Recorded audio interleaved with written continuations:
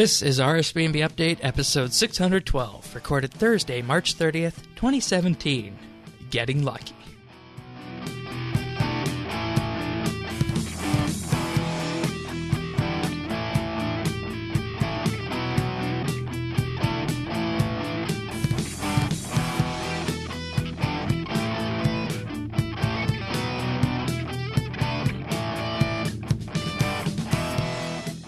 Hello, everybody, and welcome to RSBANDB Update, the RuneScape podcast that, well, initially blazed the trail on RuneScape podcasting, and since then, just aims to keep you guys up to date with everything going on in RuneScape and, what Jagex is doing and what Jagex says. Sirion and myself are here this week with the addition of Chodo, who goes by Chodo3000 in RuneScape. He's a Clan Quest member. Welcome to both of you. Hello, Shane. Thank you for inviting me, and hello, Sirion. It's lovely to hear your voice again. I hear that every now and then. Yeah, Sirion might be giving us a performance before he departs at the end of April. Rumor is he can sing quite well. Oh dear. Oh dear. Come now. That's got to be true, right? It has been told that I sing well, but on the other side, I was in a musical many, many years ago. Oh, and really? Which one? It was one for church, and they had to actually rewrite the part because they couldn't let me sing because it was so bad. Oh, really? I'm not making this up. Your singing was that bad they had to rewrite it? Yep. Really? This is material for Clan Quest. Sirion, you shouldn't have said it.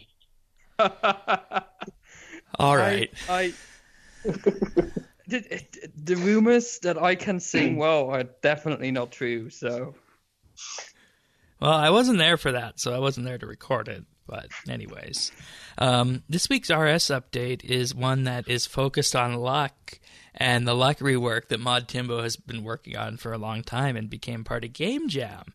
So the luck rework finally arrived this week, and to start off with, Jagex gave a bit of a rundown of how luck works, specifically rare drops from Slayers, unique drops from bosses, clue specific rewards from clue scrolls, favorable skilling procs, and accessing the rare drop table, granting an additional drop, not a replacement. So basically, luck now affects 4 different tiers 1 through 4. The first one is what you would expect: level 1 to 50 Slayer monsters, easy clues, and the entry-level bosses of the KBD and Giant Mole. Also, an increased chance to access the rare drop table. Tier 2 is for level 51 to 80 Slayer monsters, skilling, including mining gems, jeweled statuettes, tradable scepter from Pyramid Plunder, opening shade chests, and the Flash Powder Factory rubble searching, medium clues, and bosses including the Chaos Elemental, Calphite Queen, Exiled Calphite Queen, God Wars Dungeon 1, not including Nex, Barrows and the Dagonoth Kings, and an increased chance to access the rare drop table. Tier 3 is 81 to 99, and higher levels skilling areas such as rare drops from Elven Pickpocketing, the Black Ibis outfit, improved loot from Kingly Implings, and improved chance of receiving the Scepter of the Gods, as well as hard clues. Then your bosses for Tier 3 are the Queen Black Dragon, Nex, God Wars 2, Calphite King, and Corp Beast. And then Tier 4 is everything below.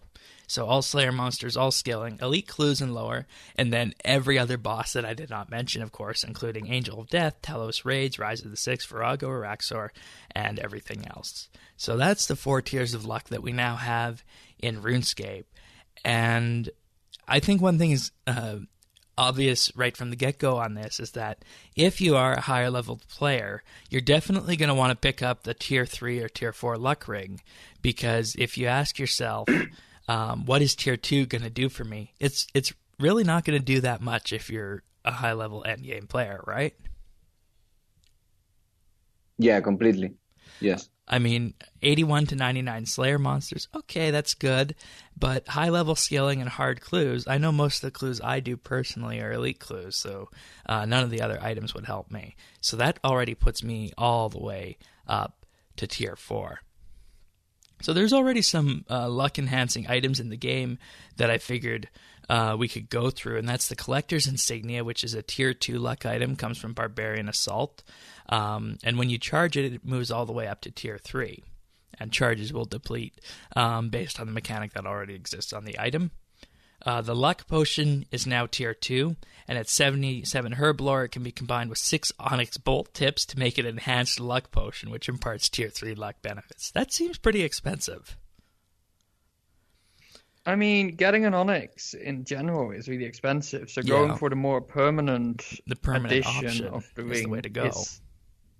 But it's also really, really expensive. This is sort of a midway, but I definitely agree that it seems that if you want to do any proper luck improvements, you want to go for the ring, unless you really, really have a different ring you want to use, but I can't find of something that will really warrant using enhanced luck potions. You know, all the rings that we're going to be talking about do have stat bonuses with the appropriate levels. So it's not as though, you know, you're giving up a few points of extra damage or whatnot. That you do get that for using these new luck rings, so that is fine.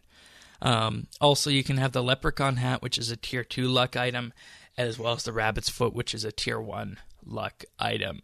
So you can use all of those as you normally would for some luck items if you don't want to make a ring. You know, I'm not going to really talk about the tier 1 and tier 2 rings, because that's basically the Ring of Luck, which involves cut lapis lazuli, as well as the silver bar and ring mold. So it's basically one of those silver jewelries that we got last year. Also, the Ring of Wealth is now the tier 2 luck item. Everyone has a bajillion of those, unless you have been hiding under a rock for the last number of years. So I think where we can best start is with the tier 3 and tier 4 luck items, which is, of course, for tier 3. The Ring of Fortune, which has level 50 ring stats and requires 72 crafting and 87 magic to make, as well as a gold bar and onyx ring. So, you know, tier 3, onyx gem, you know, and this is the one that I think everyone can get easily. Now, I don't know how many people are going to want to go for this one, but it seems like, you know, okay, I just want to access some of these new luck benefits. This is what you'd make right off the bat, right? I mean, the bosses it gives access to are, I think, the bosses that the more average player would be comfortable killing.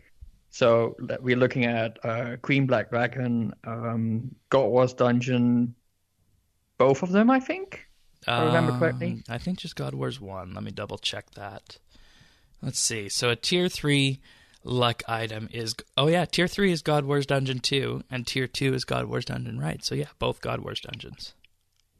Does tier 3 actually also give the tier 2 bonuses? Because that is something that is sort of unclear from the post, but if you read it all quite literally, it seems that... Right, it doesn't say so, it's only the one.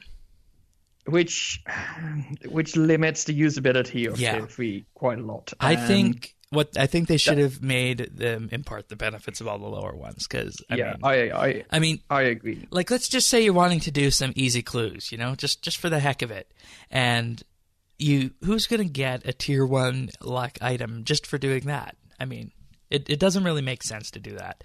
So that's one thing I think they should have changed with it. It's minor niggle, but you know, I guess we do have to take what we're given. I'd like to make a comment on tier 1 before we move to tier 3 and 4. And I like the first tier of the ring because mainly it's free to play. And that's something I see really important, because as a free Iron Man player, I think this is really important. I'm disappointed, though, that free to players cannot make or obtain as a drop you know, the ring, so you gotta trade it or buy it on the Grand Exchange.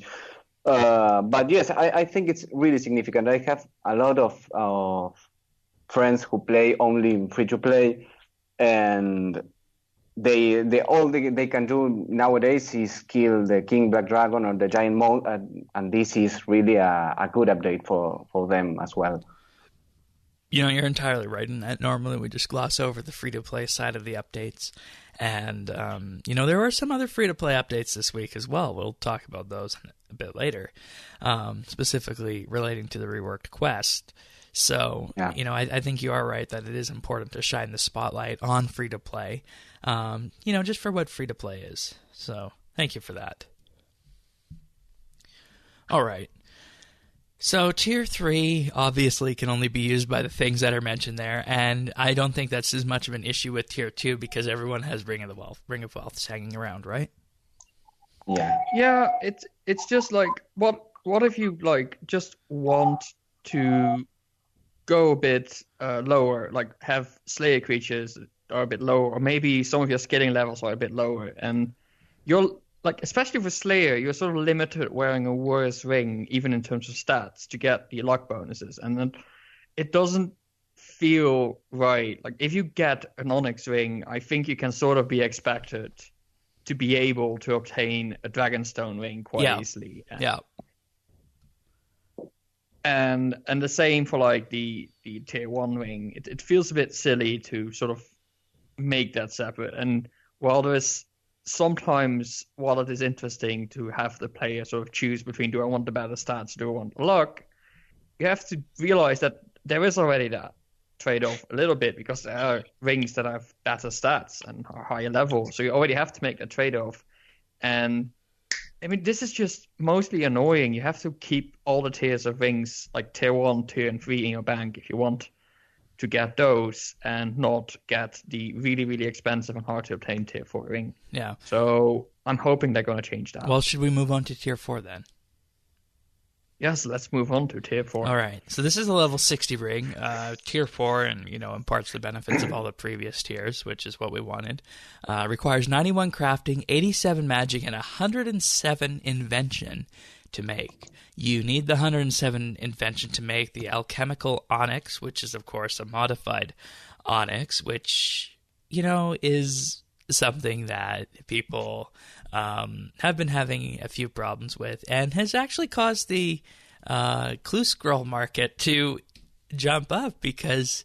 Yeah, the fortunate components. Yeah, the alchemical onyx requires 50 fortunate components, which comes from disassembling clue scroll items. And when you think about it, how many people have been disassembling clue scroll items that would give these? Most of the time, you just dump it on the Grand Exchange for 10 or 30K, right? So yeah, exactly. I gotta say, this is a great time to be doing clue scrolls. I really like the sort of self-reinforcing mechanic here. Like, this, like, more luck is gonna get more treasure trial items in the economy, arguably, because there's a bigger chance of getting them. But to get those rings, you have to disassemble them, so they're also removed from the economy again. So what we see here is sort of... Which rings are disassembled? Oh, the treasure trial items are disassembled. Okay. Yeah, but they are disassembled to make the rings, so you get this loop, and in the end, like, the same number of items is in the market. And, so this is classic Mod Timbo, and you can see his fingerprints all over this because this is something that Mod Timbo has talked about before and implements quite often in any update that he ends up working on. So, an interesting thing for me is that I bought an Onyx gem just to make sure I could have one, and Onyxes were actually selling below the market value. Unfortunately, the alchemical Onyx, you can sell those on the exchange, but those are not purchasing for double the market value. So it's going to be a while before the economy equalizes on those and people are going to start selling those rather than using them themselves. And I mean, 107 invention is pretty steep. So but for instance, I really like the invention requirement, because I think 107 is like a bit too much, but that's me speaking, who hasn't maxed the skill yet. But considering that a player, I don't know, got 99 in 22 hours is rather logical. But I have seen invention as a rather useless skill. For me, it has very little benefits. So having a ring that can boost your luck like this one, that you can unlock only at 107 invention, I think it's a very good point that they made when creating the ring.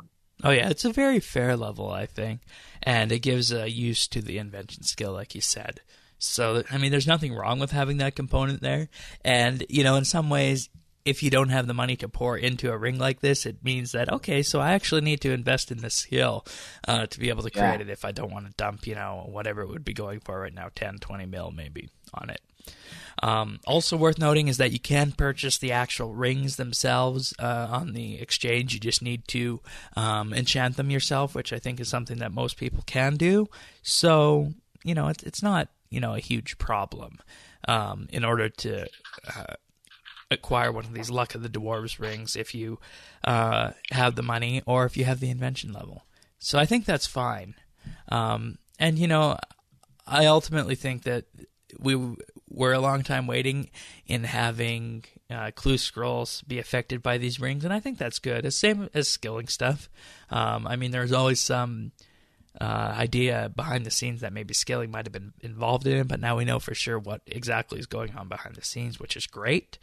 You know, I don't think there's anything wrong with these rings per se. Do you guys see anything wrong with these rings, or do you have anything else to add on them before we get to the elephant in the room? I think we have to congratulate Timbo on how clever this all fits together. I mean, this is a very, very solid update. It's something we wanted, but if you look at the meat of it, it's not gonna completely change the economy. It's gonna have a minimal effect on it, and that is so very impressive. Like, the only real effect I can see on the market is, well, the Ring of Wealth is dropping in value, the Onyx is probably getting more value, but I think that will all balance out really quickly, and it's not that we will all of a sudden see a lot more of the treasure trial items. The only thing we have to like keep an eye out for is what is going to happen with things like unique drops from monsters. Like, are we going to see more drops from high-level bosses? Is that going to be a big thing? Are those going to drop in value? And are we okay with that? But otherwise, this is really, really cleverly done. It all fits together very well. So I'm really impressed. Yeah, I think that luck is a very important. I don't think it is a really important factor in game, and it's a detail because RuneScape doesn't have the basis in whether or not you are lucky and you get good drops from bosses or clue scrolls or whatever. And I think that's the great point, the detail, because I don't know. I think RuneScape is not made from huge updates like, I don't know, Briefliness or Jealous or God Was Dungeon, but the details like the lodestone system, the tool belt, I don't know, the money pouch, and now it's luck. Luck is reworked, and I don't know. It makes the players, if not happier, at least willing to play the mini games or to do more scrolls or to go and go kill some bosses. You know. Yep. I mean, we have to realize that for years, people did not even know how the drop system worked. Like, rare drop table and that kind of thing was all figured out by experimentation, lots of data, and lots of hours of looking at how stuff worked. Like, there was never an official idea of luck. And the Ring of Wealth existed. It improved drops, but nobody knew quite exactly how. And while over the years it has sort of being explained or formalized, the actual concept of luck with this update has now been formalized, and I think we have to consider that to be absolutely huge, and I think a move in the right direction. The question is, so last week we were talking about this and wondering how much information are we going to get? Are they going to be completely transparent about how luck works, or is it that time of the podcast? Well, The question I want to ask is like the amount of data we got about this luck rework. Are we satisfied that this is sufficient, or do we think that there's still too much holding back on how the drop system actually works by Jagex? Well, I could tell you that there is enough information out there for the 4 tiers of luck that we've been told about. And, I think that ultimately there's something else that was discovered purely by accident this week. And it received no mention on this news posting at all. And it goes into exactly what you said about, are we being transparent enough with how luck is working? And the answer is, well, depending on the way you see things, there's a huge elephant in the room. There is an item in-game currently called Hazelmere's Signet Ring that started off on the Grand Exchange at 10 million GP. It's going up to 11 million right now, but the street price of this item is north of 1 cash stack. So this From what I heard, like the ring actually being sold is actually a rumor and nobody has ever found it yet, so... Well, I mean, there's posts on the official forums that people are selling this, so in the marketplace thread. So it likely does exist. In general, I think the consensus of this is that the person who was posting on one of these threads said that they got it from an elite clue scroll using their existing tier 4 luck ring. So, so there's one thing that might be there. A very rare item on a clue scroll. Well, apparently it really exists because I'm not sure if you're aware that one of ClanQuest members have started like a worldwide search for the ring, and Mod Sean is there, and he has said that the ring is not an April Fool's joke, as I first believed. It's not an NPC drop. No. Sorry, what? You said the ring. Shawnee said that the ring is not an NPC drop. No, that the ring was not an April Fool's joke. Oh, okay. All right. Because I the first thing I said, it was, this is a joke. This is not real. Well, no, of course. I mean, it's not a joke. I pulled it in from our Grand Exchange. So I was, skeptical until I pulled the data in for the Grand Exchange stuff this week.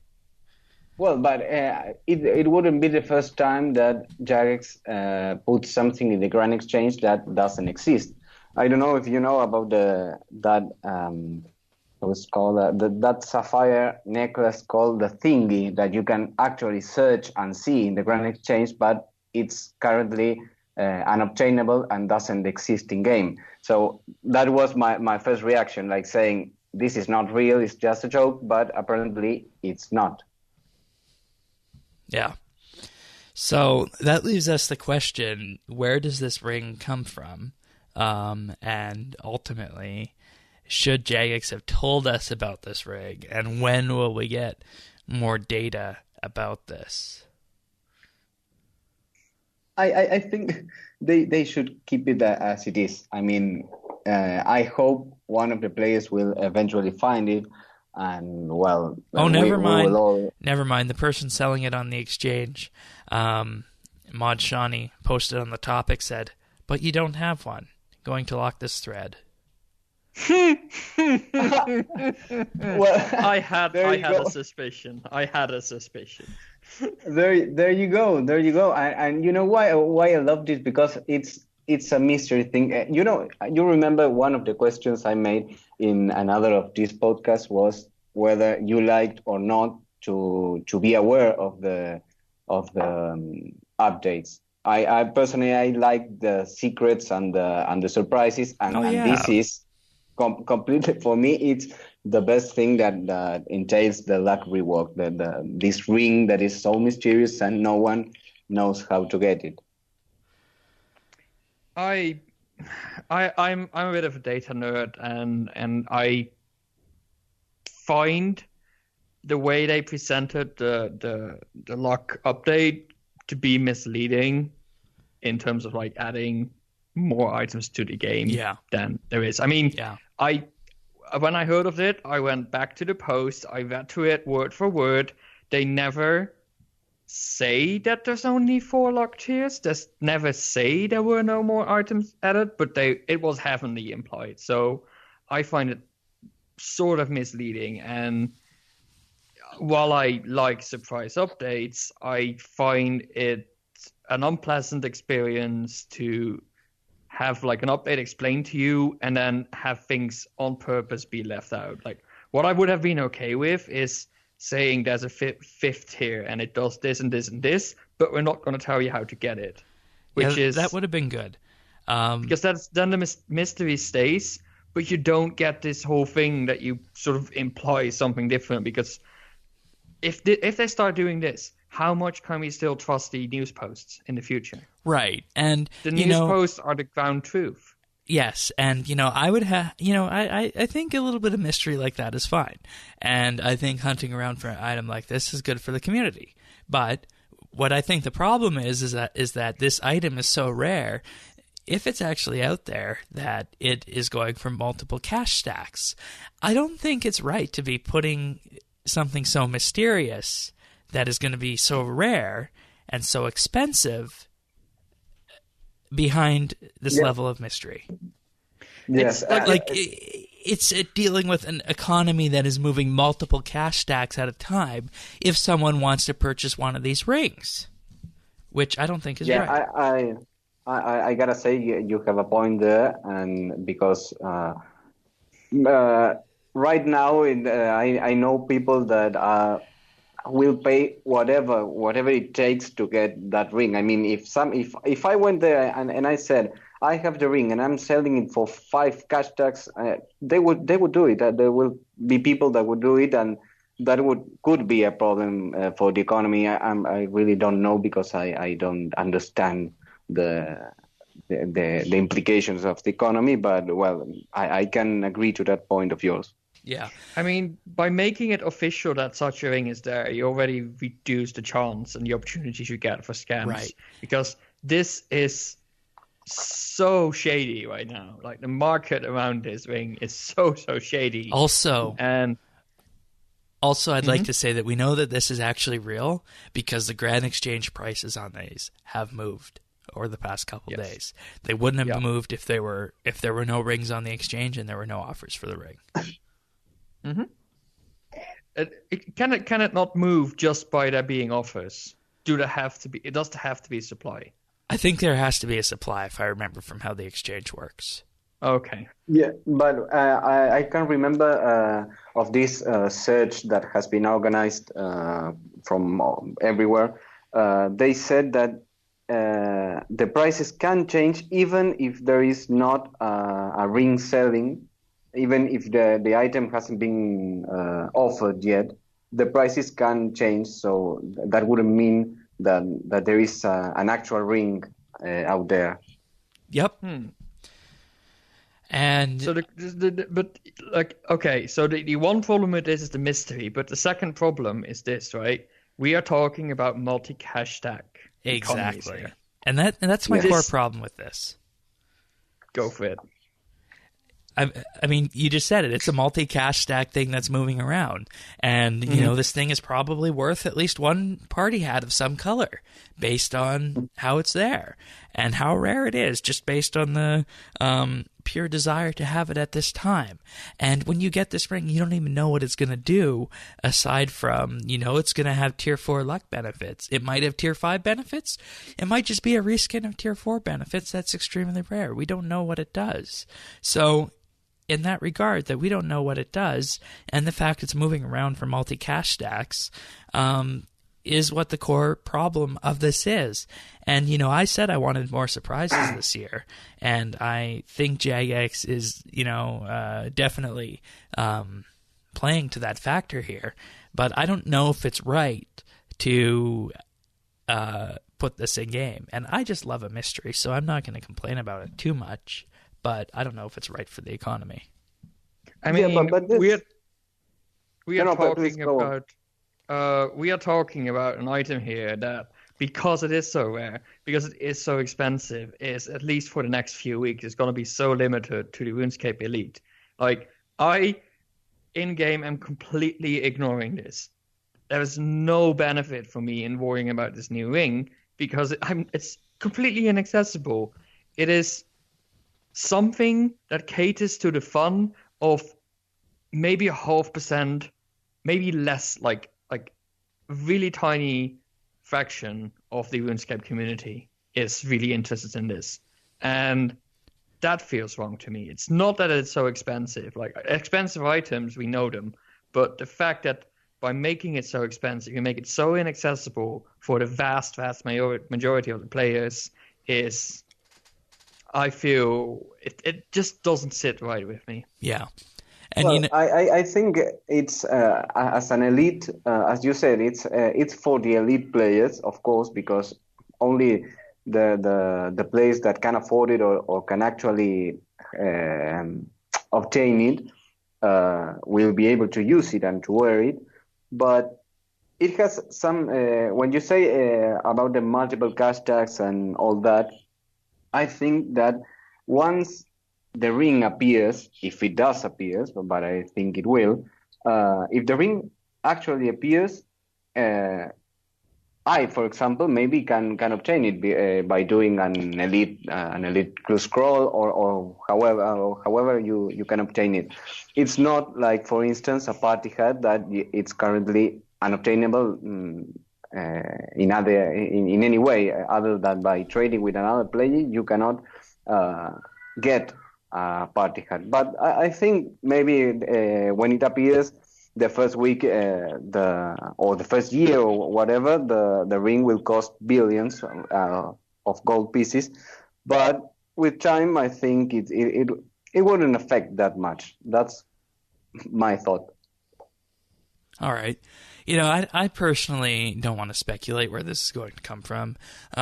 Various, Google and whatnot say it's from clue scrolls or the rare drop table or something to do with that. But, until we have more firm proof that people are getting this item, I think that's just idle speculation at this point by these people. And I personally wouldn't believe what they say on the internet. So we don't know where it is. And, finally, just before we wrap this up, since, we have talked about this elephant in the room for quite a while, do you guys think Jagex should have put this item in game? Shoto? Yes? No? Yes. I think it's a good addition, even though I can see the bad points of it, but I can agree with it. All right. How about you, Sirion? I think by limiting an actual useful item to the elite, it was a mistake, and I'd rather have it be a more fun thing like the Totally Quackers title or the Hidden Gal. Like, I think putting a functional item behind such a fence is wrong. All right. I'm going to actually go with Sirion in this one. Ordinarily, I don't think it would be too much of a problem to have a rare wild goose chase like this, but ultimately when it comes down to, such large economies here of GP moving back and forth, I don't think it's a good idea. So we'll mind you, keep our eye on this. Mind you that, I am sort of assuming here that the ring has unique functionality. Maybe it's just a tier 4 ring, but I just cannot imagine something so hidden to be not functional because aesthetics don't matter for a ring. Yep. All right. So moving on to other things this week. The Imp Catcher quest has been reworked, and you guys both had a look at this. So, Sirion, give us a walkthrough of how this new simple quest works. All right. So Imp Catcher used to be a quest where you went to Miss Gog in the Wizard's Tower. Wizard Miss Gog lost the beads to imps. They were eaten by imps, and you have to go and kill imps until they're dropped. The beads were actually tradable, so you could just go to the Grand Exchange and buy all four of them and hand them back, finish the quest that way. The alternative, of course, is killing imp upon imp until you finally get all the colors. You could get duplicates even, I think, so that you can return them. This, of course, is not a very fun and good quest, so it was reworked and basically replaced by an entirely new quest. So the story is still the same.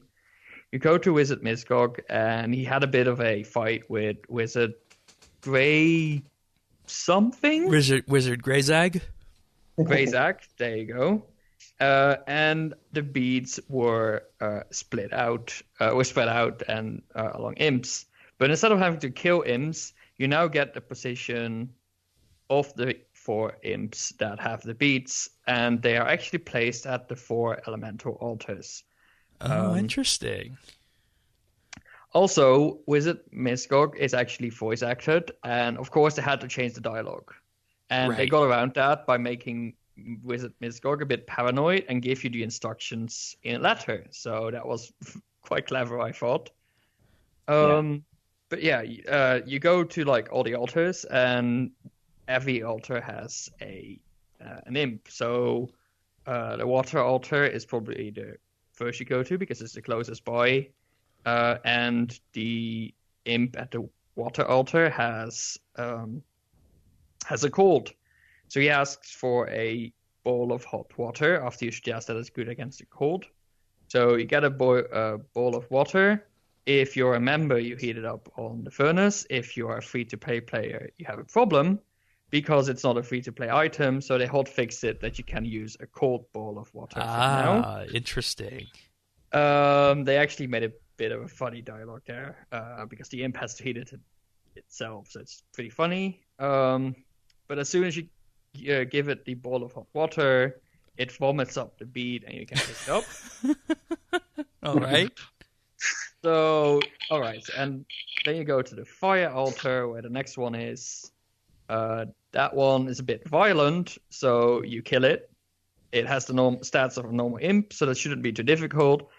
Unless you just made the account and are not carrying any weapons, which makes like me and me, which makes you run to the closest sword shop to get a free bronze sword.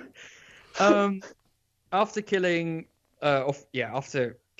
the imp, it's not really killed, but it feels a bit bad and vomits up another bead. For the earth altar, you run into a very depressed imp, so you give it some pep talk, it vomits up its bead, you pick that up, and then you go to the air altar where you do a race around the air altar by following checkpoints, 16 of them in total. And then because the imp is so tired, he vomits up the last bead.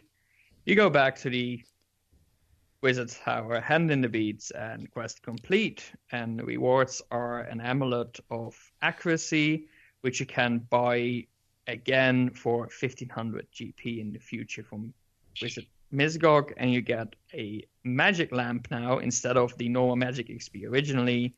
That will give 875 magic experience, which is enough to boost you from level 1 to level 8. You know, I think that's so great that they have started giving the XP in the form of a lamp for some of these quests, just to give people the option if they want to take it or not. So that's good. So go on. Okay. What I really liked about this quest is the fact that the original imp catcher had no meaning at all. It was just, it was a bit worthless. And what they have made it now is they have made it a quest that you can do right from the start as like a level 1 player. I literally made a new account, ran to the Wizard's Tower, did the quest. And then I had to get a sword to kill the imp, but like you can do it on like a completely vanilla account. But what it does is it exposes you as a player to the 4 elemental altars, and you might not. Oh, that's very good. You might not know what they are for yet because you might not have figured out what runecrafting is for. But by being there, by seeing them, it's sort of you become aware of their existence, and that might very well help people pick up runecrafting earlier because the Rune Mysteries quest was completely removed from the game. Right. A couple of years back, which was the original introduction to the runecrafting skill.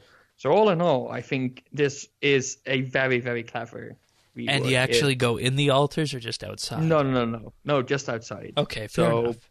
But you become aware of the location, and I mean, it's really cleverly done. It makes the quest as much effort as before, basically.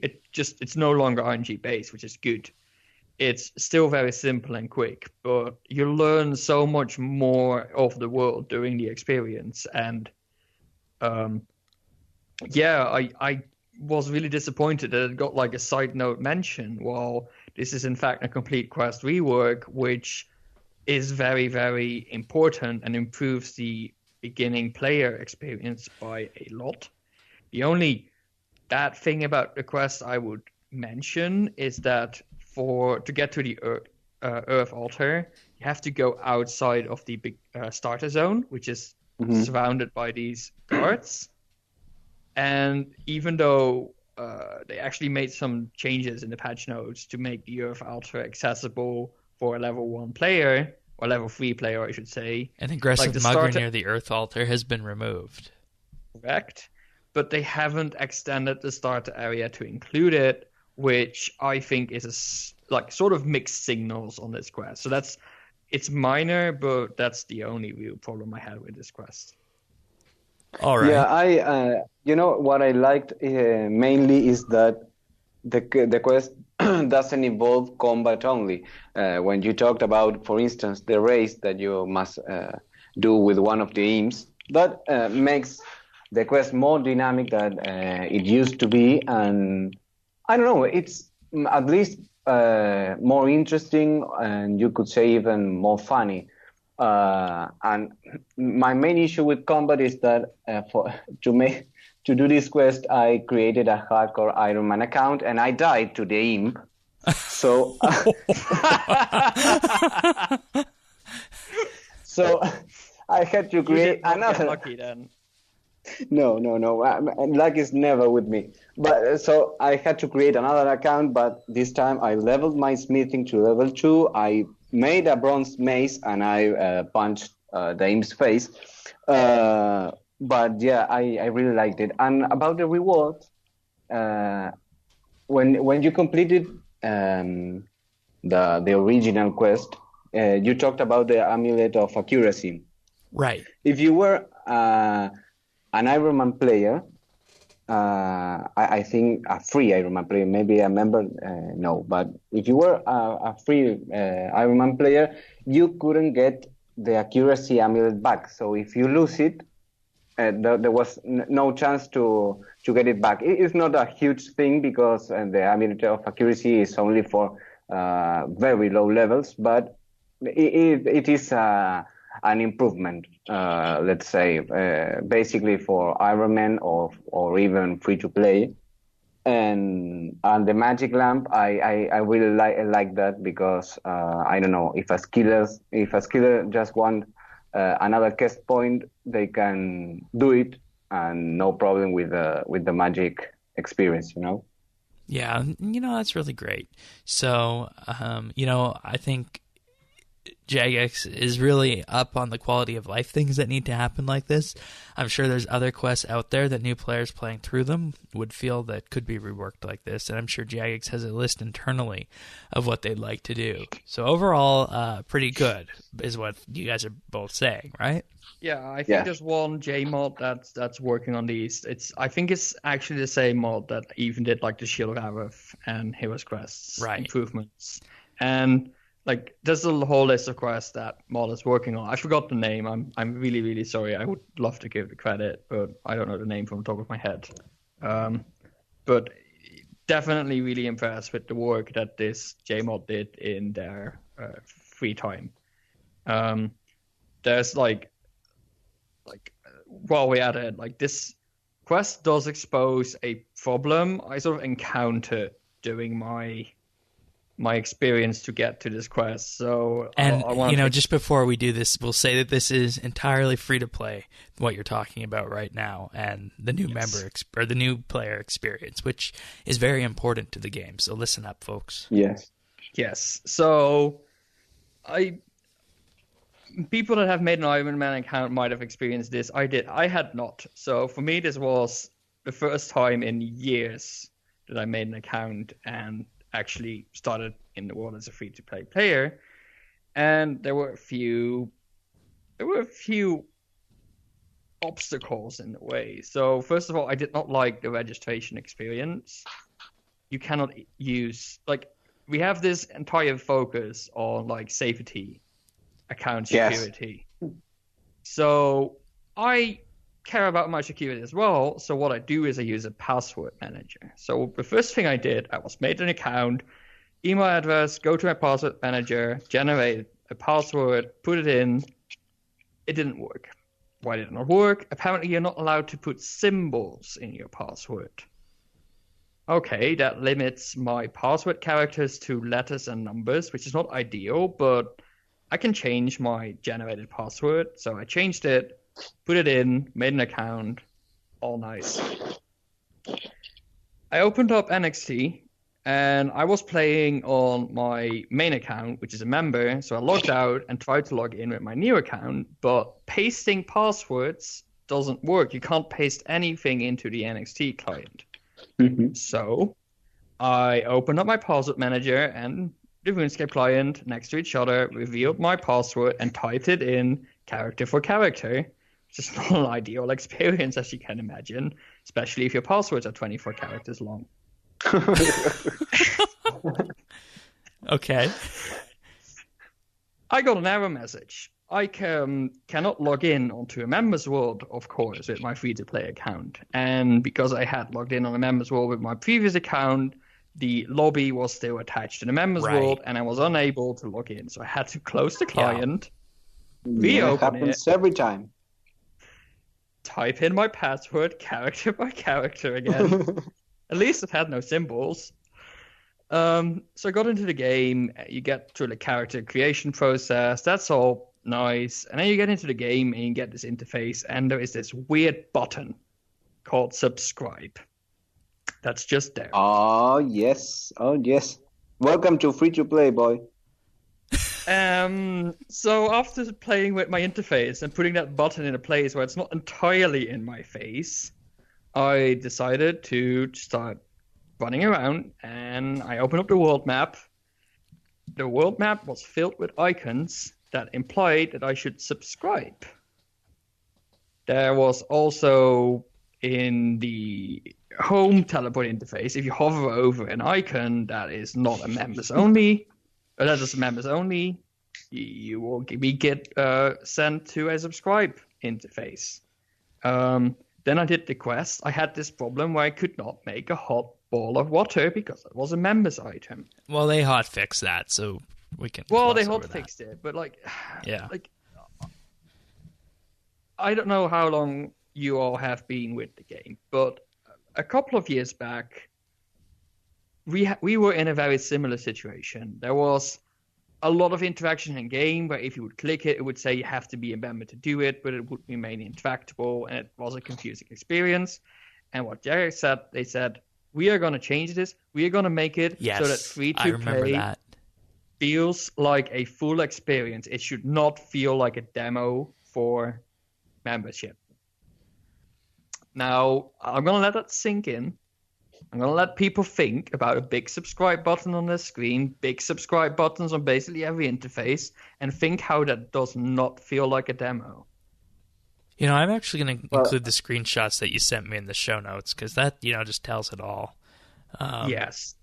So, I mean, this is really, really off-putting, and I'm not going to claim that I'm an expert on games, but I have seen some talks, I have read some theories, and what you want to do for this model, where there is a free-to-play section and like a paid section, is you want to make sure that people are only going to commit money to something if they only if they like playing it, if they have the opportunity to play it for free as well.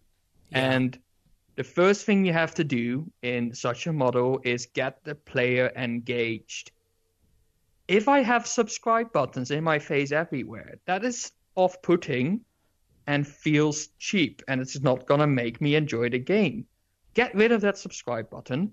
Get rid of all the implications that I'm only playing a very tiny subset of the game. And plus, you probably also get notifications for your daily treasure hunter stuff, which you can't claim unless you're a member.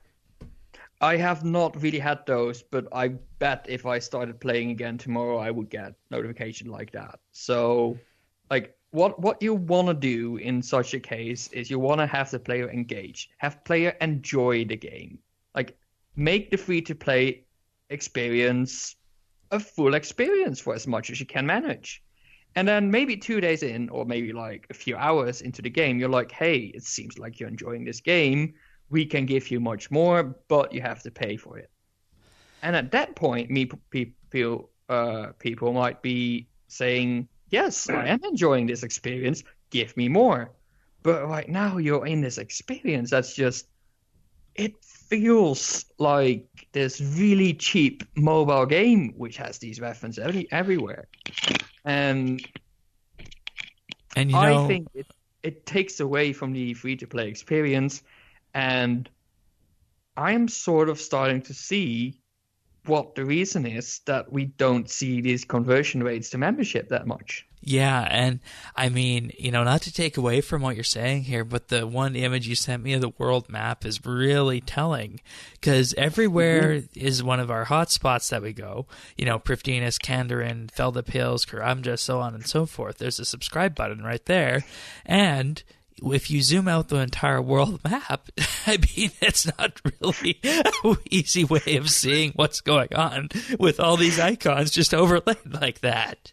Yeah, it's really, really, really off-putting, and I think it has gone the complete wrong way. And we as members, I assume like most of the players here listening are members of the game, like paying for a subscription. We don't encounter this in our daily game, but this is a thing that I was exposed to today, and I just had to talk about it in the episode because it was so noticeable. Like, I thought going into the free-to-play game meant spam and botting, but I was not prepared for this. And in fact, I think I encountered 2 or 3 players while playing that quest. Well, let me tell you, for instance, when I decided to make my main account member, that was like 2 years ago, I started my Iron Man account, which still is free to play, and I have dedicated a lot of time. And what you say about what you saw today about the subscribe buttons, it was worse. You can't imagine what it was the beginning of when I started playing Iron Man. The world map was visible and everything was okay, but I don't know. Sometimes, at some point into 2015, all this started. And for instance, when you got a daily challenge, you opened the interface, you got the challenge. Oh, it was a member. So if you accidentally clicked on the members daily challenge, it would open a tab into Internet Explorer and tell you to subscribe, that membership had a lot of bonuses and whatever. And then, for instance, when they introduced the option for free to play to level up, for instance, fletching to level 5, if you reach level 5 and gain 1 XP more, you would get a message saying that if you were a member, you would have gotten 20 more experience from what you are doing, And again, another interface would open up.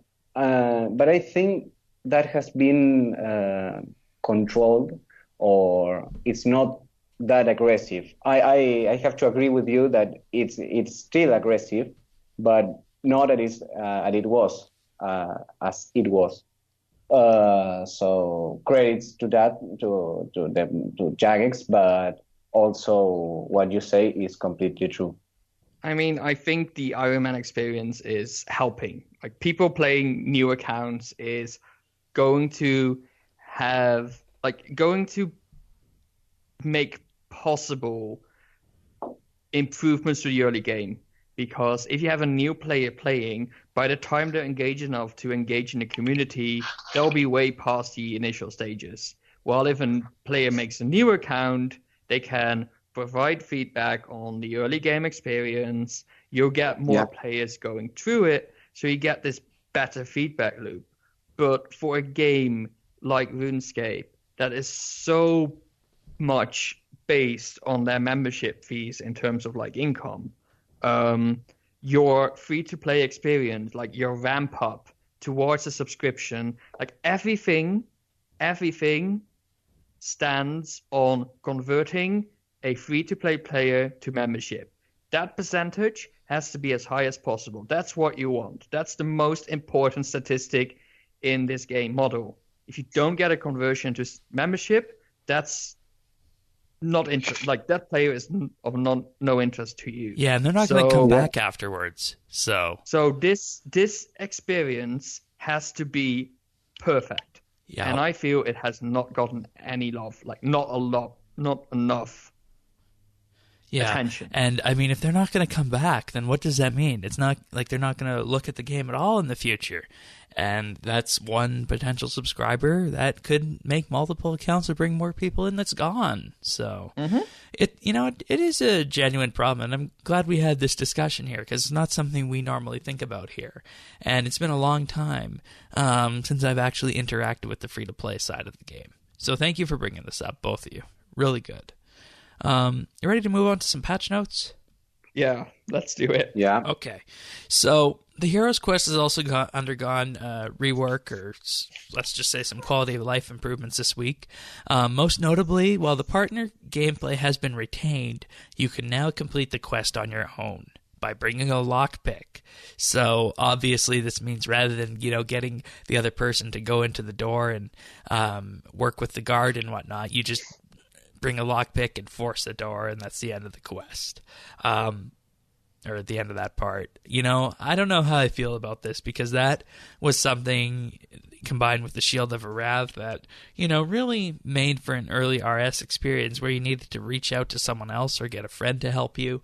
And, it kind of added a new level of immersion into the game. So I'm kind of disappointed that this is an option, but obviously they didn't remove the partner aspect entirely. So, may I offer you an opinion here? Sure. I understand the problem with Hero's Quest. It's an obstacle to get a partner, right? Yes. And I think that the reason they did it is that Jagex looked at the completion statistics, looked at Hero's Quest, and saw that is where people drop off. I think that's genuinely the case. I would agree with that. They wanted to fix this, and I do not say that the fix is bad. I actually think it's not a bad addition to the game. But there is currently no added reward for doing this the way there you go. Was intended. There's no penalty for doing this as one player. So they say, well, the partner gameplay has been retained. Sure. But what is the added value of doing this with a partner now? It's only annoying. I think a better implementation would have been that you can do it on your own, but at a penalty. That would have been a great way of doing it. I gotta say something about Heroes and Arabs, because I remember when I first completed Shield of Arab, I made a friend, of course a virtual friend because he plays RuneScape, but to this day, we remember back in 2007, 2008, when we did the quest together because we didn't find any other partner. And you know what? Heroes Quest made me get into the clan I am now, which is Clan Quest, and stay in it. I see your point there, Syrian, but I also see that, for instance, it helped me, both quests helped me to get one friend on one side and one clan on the other side. So I feel it's really important that this quest is now solvable. I think the purpose of cooperating has been practically erased, because that's what you say. Mm-hmm. It's now getting a companion is just an annoyance. It's annoying if you can do it on your own. Why would you go and search someone to do it with? Yeah, entirely true. I mean, for Shield of Arrow, I think you still need to do sort of two. It's going to take more time, but still, the extra time it takes to do the quest, you spend more of that finding a partner. And I mean, Chota makes a really, really personally interesting point in that getting a partner for Heroes Quest was an important factor in the influx of members in our quest. That's now completely gone, pretty much. And while I don't doubt that we will still be able to reach potential members, it is a way into the quest less, into the clan less, and it is sort of concerning to see where the game is going into a more single-player focused experience. Yeah, and we've felt that for a long time as well. So, I mean, while I'm not saying that's a good thing that's happening, and while, I think the MMO, massively multiplayer online game aspect of it should be retained, you can practically play RuneScape now in a shell if you want to. You can turn chat off, you can turn private off, you can do everything on your own. So, yeah. You can play an Iron Man account, and then you literally are on your own, right? Yeah. Oh, that's a terrifying thought. Okay. So yeah, conclusion I think is that while this change had to be made, it's really not well thought out and is currently harmful for the questing community in general. Yes, that's right. I want to say something completely aside, because Jude Syrian asked today the developer of the second rework. It's called Stuart. I don't know if you remember him, but that's it. Mod Stewart. All right. Kudos to Mod Stewart. All right. Also with the Hero's Quest, the oily fishing rod can now be reclaimed from Garant, and the ice gloves can now be reclaimed from the High Priest of Entrana. Those are two items you could not retrieve previously with the Hero's Quest. And if you are like Shane, I have no idea what you even need the ice gloves for. You need them for some bosses in Recipe for Disaster and, of course, the Dominion Tower. Thank you for pointing that out. And Desert Treasure. Yes. Kenora and the origins of the Ice Queen are now mentioned in the Hero's Quest. That's a pretty big lore change right there. So, would be nice to see how this all was fit in. So I'm happy about that. We already talked about the mugger near the Earth Altar. Adamant Dragons in the Brimhaven dungeon now have the same chance to drop lore books as the Adamant Dragons in the Ancient Cavern already. It is no longer possible to gain more than 10 supplies worth of XP per day from handing in Gobi supplies. Handing in any more than 10 supplies will not give the extra XP, and the extra objects will be removed. I wonder how much XP this was bringing in. Anyone know? No idea. All right. Temple trekking tasks from the Mauritania task set now require the NPC be only taken on routes that match their difficulty. So, as if the Mauritania task set was not annoying enough. Yeah. So that means if you have a hard NPC, you can only take them on hard routes. Which, oh my gosh. Yeah, that's the adequate thing. Oh my god. Yeah, I don't know if I'm ever going to get this task set done. I spend a good few hours on maxing my characters. I am only stuck on a Dominion Tower task, which is pretty much the only task that's worse than I don't want to talk about those either. Achieving maximum points, 100, in a Gothixian cache will no longer bring up a confirmation box when attempting to leave early. All right. Good. The augmented Saren Godbow now correctly says disassemble instead of destroy. That's a very good point. Telos' shockwave attack will no longer hurt you on the transitions between phases 3 and 4. One of you PVM people can explain that? I'm assuming one of you guys are PVM people. Jodo? No. Oh, okay. And we know Sirion's not, and I'm not either. I have avoided Telos so far. All right. I have avoided every single boss I can. Talus' so much power attack will no longer injure you if you get hit by it while transitioning from phase 1 to 2. So that seems like just basically, okay, we complete the phase, don't get hurt. And you can no longer alch or drop the demonic skull while in combat. And that's important. Yeah. That's great. Because, I mean, if you're in the wilderness and that happens, you don't want someone to get that from you. You can alch it and, you're not going to get 500k from me. Oh, well. And finally, the Salty title will be now removed whenever and if new requirements are added to it. This includes the Honto armor pieces, hence those who have not yet purchased the pieces from Bonnie will be unable to activate the title. I bet they will be very salty about that. I was about to say, I find it quite ironic because I think they'll be pretty salty about it. That's great. Anything else from the patch notes that I might have missed? It was the first patch note in a few weeks that had a substantial number of ninja fixes. That's right. That's right. Very true. Anyways, Jagex has also released data on the future name releases about when they're going to happen. So just you can head on over to this forum topic and see the dates. Currently, the March 30th releases have happened. So on Friday the 31st, we're looking at S, and then rounding out with numbers on Friday the 7th, or numbers 5 to 9, and then numbers 0 to 4 on the 6th. I would not imagine there would be that many days or that many names with numbers starting with 0 to 4 or numbers 5 through 9. Yeah, you don't really see those kind of names out there. So that was interesting.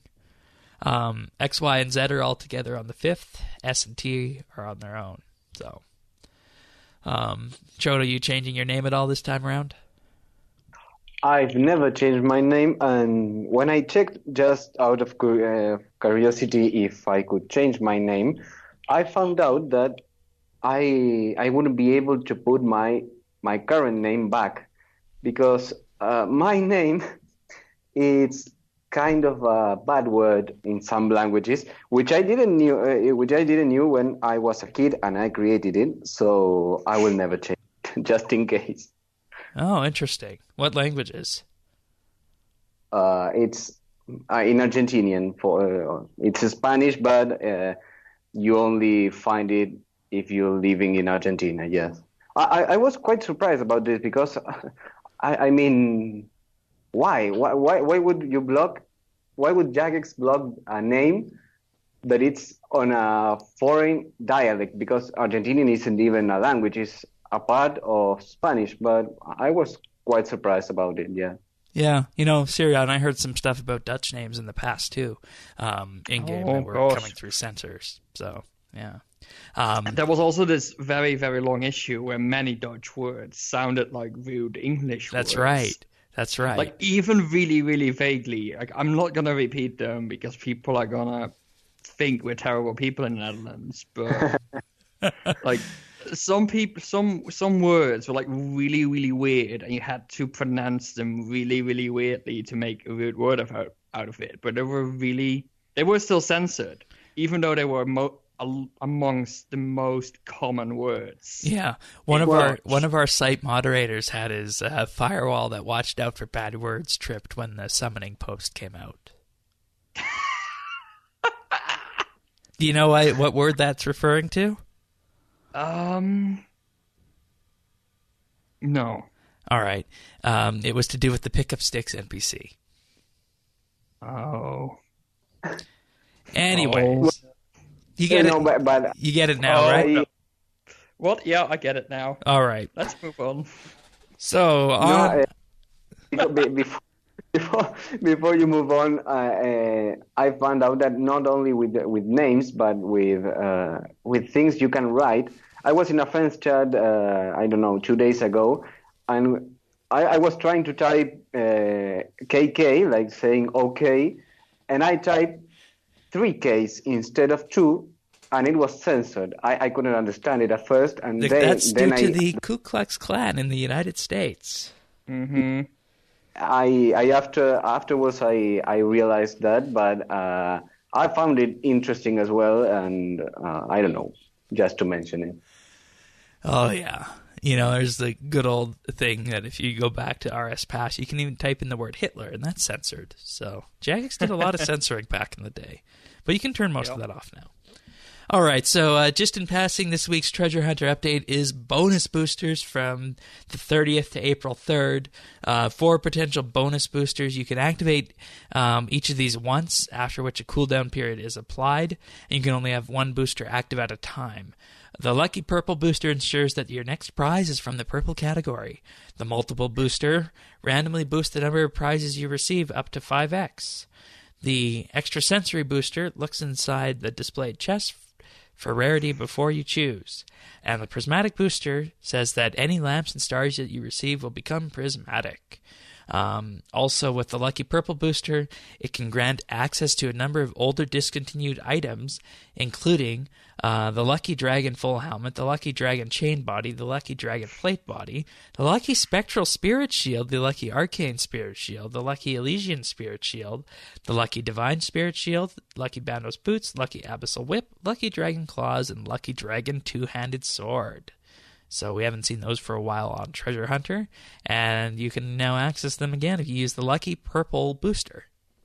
Yeah, but surprise, surprise, to unlock the Lucky Purple booster, you need to use like 200 keys to use it. And imagine if you use 200 keys and then you open one of the chests and you get Lucky Bandos boots drop. I wouldn't be happy about it. No. I think the multiplier booster is probably the best one that there is. Boost your number of prizes you receive up to 5. So that's good. So this week is all about getting lucky, isn't it? Yeah, it really is, eh? In some ways more than another, but all right. Well, that's it for RS updates this week. Folks, we're going to move right on to the questions right now. We got a couple of them, so I will read the first one. It's from Wolfie, who also resides in Clan Quest. So, since the new achievement system is coming out, and some of it was shown on stream, do you have any opinion about why this kind of system wasn't implemented before? I am not a game developer nor a programmer, and have very little ideas on the limitations of their platform, but it seems counterintuitive to have a list of achievements without having a progress bar or hints toward those achievements. So I suppose my question really is, why did the previous system have hints, have the hints tab, but none of the achievements actually had any hints nor progress indicators, whereas the new system seems simple enough to have been put into the game when the achievement system was initially introduced? Well, I think first of all, I need to say that Wolfie is the type of player that loves progress bars on the game. But for instance, I really expect the achievements to be something. Pretty much, that's why I really like the task system, because you gotta do this task, but you don't really know how to do it, and then you have to look out, you have to ask for help, or well, these days you just open your browser and put the wiki what to do with it. But for instance, when I was doing the temple trekking and I didn't understand some of it, of the points that were required of me, I got help from other players and I didn't need any hint offered by the system. I'm not saying I don't like the new system, how it's gonna be implemented, but I don't mind the actual system. So, I don't know how I feel about that. I personally think that there maybe should be a progress bar to completing some of these achievements. And, I think the reason they don't have it is because if you look at Xbox achievements or Steam achievements for various games, the Xbox ones don't, but the Steam ones do have progress. So I think they are just copying from the Xbox quite a bit in this. I mean, they even called it, in quotes, a gamer score style system when they were talking to players about this. So I think it's purely a decision made by Jagex here. And, you know, I mean, you're going to have tracking along the way to determine how far someone is to completing that achievement. Because internally, when you know, hit up on an achievement, say, oh, I don't know, make 50 clay pots, there needs to be a way to inform the user that that happened. So they definitely are tracking this stuff inside. It's just a choice to not put it out. Would you agree with that, Sirion? I mean, we had a big discussion about how the achievements should be like a couple of weeks back, and I find it difficult. I find merits in the current system. I find merits in like all the achievement systems, and I think what Jagex needs to do is look at what the players want and what just sits well with the players. So I don't know. What would you do? Would you show the progress along the way? I would, I think. I think I like having visual indicators of when I'm doing something. Like, I like the feedback, and right now it just feels like a lot of guesswork has to happen. Yeah, most definitely. And see, there is two types of achievements you can have. You can have these achievements that you work towards actively, and you do special stuff to get them, which is most achievements. But the other type of achievements is the things you just get for doing stuff. Right. For the second one, it's not really important to have a progress bar, because like, you just get it at some point. You're not working towards it. While the other one, like you want to sort of have feedback even if you're only partially there. And with the new achievement system, it seems that they're looking towards a system that really helps you moving to like working on something. Right. Let's say there's an achievement, catch 100 chompy birds, right? Right. If you are at 90 catches already, that's going to make you a lot more likely to do that task than if you still have to do all of them. And that progress bar is actually going to make a difference. Exactly. And that's my thoughts too. So, but at the same time, if you don't have progress bars, it basically comes up to a situation where you're just going to be doing stuff in RS and, oh, hey, I got an achievement. Lucky. Right? Mm-hmm. Whereas with the progress bar, you can kind of gear yourself towards treating them as requirements to complete. And, you know, in some ways, going from this angle, I think that not having the progress bars is actually better, because we already have enough of a completionist mentality in the game, and we don't need what I think personally more grinding in RuneScape to complete, you know, however many achievements are going to be released when this system comes out. So in some ways I agree with what they're doing here, but in other cases, like with your chompy bird example, I would definitely want to know how many I had left to do. So it's a mixed bag, really, and it depends on the achievement. Yeah, and maybe there should be space for both. Yeah. Alrighty. Anything else on Wolfie's question? The answer of like why it was not implemented initially, right? Why was the achievement system what it was? The achievement system has sort of it's hard to answer this, first of all, because I don't know what happens at Jagex or at it's hard to backtrack that, but we have to consider like the whole path system thing was sort of added to it, and there was this achievements diary which used to be part of the quest tab, so this all sort of grew dynamically, and I'm pretty sure there were big plans for this whole system back then, but it was just cut because there wasn't enough time. Yeah, that's my guess. And then it got messy, and now this is the grand cleanup of it, right? Mm-hmm. All right. I let's remember that the achievement system originally was the tutorial. When they took out, I don't know, first, I don't know, it was Tutorial Island, then 2 or 3 other tutorials, and then when you appear in language, you have the achievement system or the path system. I can't remember how it was initially called. And you had like, I don't know, 30, 50 tasks that would get you into the game. And I think it was that was the direction that they wanted to give it. It's like at first a tutorial, and then it's just a complement, things that you can add to your adventures or to what you're doing, to, I don't know, to maybe do something else. You don't know if you are tired of bossing or questing. Well, I have, I don't know, Farador task to do, and the Farador shield is awesome, and I'll do them.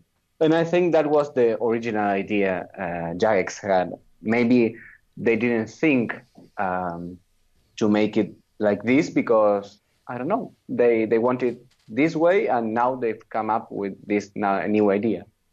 Yeah, could very well be. So I'm just like to reiterate what I said a few episodes back about the task system. What I hope is that this becomes a nice hub where you can pick up tasks, like where there is maybe some daily variation, maybe even weekly or monthly variation, where it maybe funnels people to specific activities, where it can cater community, where it can add variation to the game, where it can sort of provide options for people to do something they feel like, but also to give them ideas of things they might not think of themselves, and just cut out this whole grind attitude. Cut out this completionist attitude, and let's just go back and enjoy the game. I would be 110% up for that. Would be very happy to hear about that. So, and you know, I think without having the progress numbers there, that's the way they go. Mm-hmm. All right, thank you, Wolfie. Next question's from Trekkie. Syria, and you want to read this one? Oh, sure. Greetings, players of Keelenor. Come now, for we must go and reclaim Lumbridge. You see, soon after the dawn of the New Age, Saradoming and Zamorak fought a bloody battle and left a giant hole. Our mission is to go and clean it up and make it pretty again. A noob raises his hand. What about Edgeville? My family's home is still in shambles. When shall Edgeville get repair? It's a conspiracy. I thought I'd be spirited to that question. Yeah, and you know, that is exactly how a RuneScape player, I think, would say it. And, you know, and specifically the noob, perhaps a noob from Clan Quest. And you know, that's a very good point, because, you know, I think the Dragonkin are pretty much finished in their story arc now. Like, what else is there beyond the Dragonkin from what we've seen? Right? Because they were kind of linked to the Majorad, and that ship has set sail. And I think it's a really interesting question because, I mean, how much time has passed since the Dragon King made that mess in Edgeville? You might have broken homes or holes in the ground but why the smoke? Does the smoke never vanish in Edgeville? And I think it's something they should have fixed long time ago. Yeah, that happened after Ritual of the Majorot, right? Mm-hmm. Yes. Yeah, after Ritual of the Majorot, and that came out on September 2011. So, you know, 6 years ago. Let me play devil's advocate here. All or right. Maybe I should just play the game developers standpoint. Lumbridge was destroyed in a world event. It looked the same for everybody. Right. You can't do a world event to fix Edgeville. It has to be a player-specific event, which makes it less powerful, which makes it less impactful, which means it's lower on the priority list. You know, that's probably exactly the way Jagex looks at it. I mean, I want it to be fixed as well. I would love if there maybe was like a short, lightweight quest or like a mini quest or just like some skilling activity you can do there to fix it up. I mean, it doesn't have to be a lot of content, but it's gonna be gated behind some content, like some quests that are Grandmaster, I think. Yeah. So Yep. that's already a cutoff for players, so your audience is limited. And I think Jagex doesn't find that there's something impactful coming out of it, so they're sort of like leaving it. Yeah, and like you said, I wonder what the percentage of people who have completed that quest are. That would be an interesting number to know, because when you think about it, let's just see if it's going to be a majority of the population that's seeing it like this. And if not, like you said, if it's not a huge number, what would you say the threshold is? 70% maybe that would be required to do something like this? Like a world event At least 50. Okay. Oh, a world event. Or something, just to clean it up, right? I mean, it would be player specific, because otherwise you get lore problems. I mean, we have enough of those. Yeah, let's not do most more definitely. enchanted key stuff.